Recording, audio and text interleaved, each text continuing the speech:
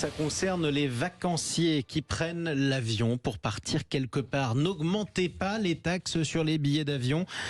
C'est notamment le cri du cœur de notre invité. Bonjour Bertrand Godino. Bonjour. Bienvenue à vous sur Sud Radio. Vous êtes le directeur général d'EasyJet en France.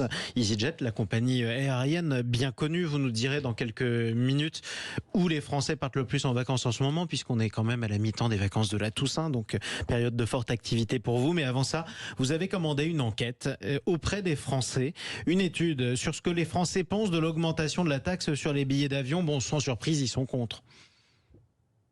Effectivement, ils sont contre. Je pense que surtout, ils ne sont pas dupes que cette taxe qui est voulue comme écologique, en fait, ne l'est pas du tout. Donc, plus des 3/4, en fait, pensent que cette taxe est simplement là pour renflouer les caisses de l'État. Et un peu plus de 20% pensent que c'est une taxe écologique. Et donc, en fait, nous, notre message, c'est assez clair. On veut, les billets d'avion sont déjà extrêmement taxés. Si vous avez aujourd'hui une famille qui va de Paris à Ajaccio, ils vont payer plus de 270 € aller-retour de taxes et redevances aéroportuaires.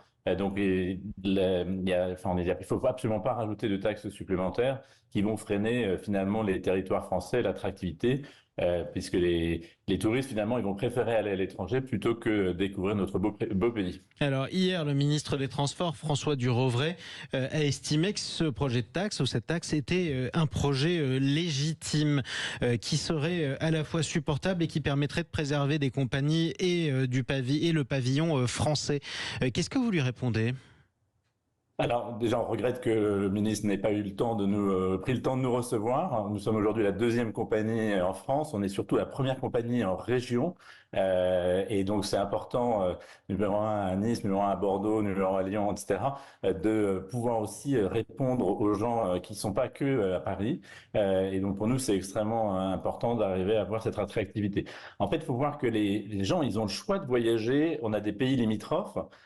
Donc si on rajoute, on parlait l'exemple des gens qui vont voyager à Ajaccio, le projet actuel devrait rajouter 60 € de taxes supplémentaires pour aller à Ajaccio, mais finalement les clients vont peut-être aller en Sardaigne, et donc il y aura beaucoup moins de taxes, et donc on est très très inquiet sur l'impact de cette taxe, évidemment pour les Français et le pouvoir d'achat, mais également pour les restaurateurs, pour les hôteliers qui vont malheureusement voir beaucoup moins de clients, et on sait qu'ils ont déjà souffert après le Covid et parfois après les Jeux Olympiques. Alors ça, c'est pour effectivement les conséquences de ces hausses de prix qui ne sont pas faites pour plaire de toute façon.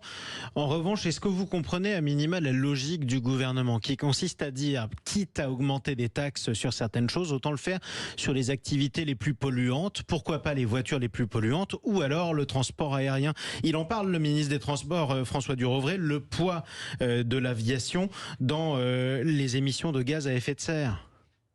Alors en fait, on est tout à fait d'accord sur la logique du pollueur-payeur. Et d'ailleurs, c'est pour ça qu'aujourd'hui, 6% des vols qui sont des vols lents au courrier représentent 50% des émissions carbone. Et malheureusement, l'impact sur des vols court courrier, et la proposition actuelle du gouvernement est de multiplier par 4. Alors que si vous faites un voyage finalement en business class pour Los Angeles, vous n'aurez même pas un doublement, un peu plus de 60% d'augmentation. Et donc nous, on veut qu'il y ait un traitement pour que les vols les plus polluants, les plus longs, soient beaucoup plus taxés, et que les vols les plus courts, qui sont moins polluants, soient moins taxés, dans une logique tout à fait normale que chacun porte son poids écologique. Et en tout cas, le message sera passé ce matin sur Sud Radio. Un mot sur les vacances de la Toussaint, grosse période d'activité pour vous. Quelles sont les destinations phares en ce moment pour les Français qui empruntent EasyJet ? Alors, on voit clairement les gens ont envie de retrouver leur famille. Donc, il y a beaucoup de voyages, des gens qui voyagent en France pour retrouver leurs amis, leur famille, mais aussi des gens qui ont envie de voir un petit peu de soleil. Et donc, avec beaucoup de voyages au Maroc, que ça soit à Rabat, Marrakech, Agadir.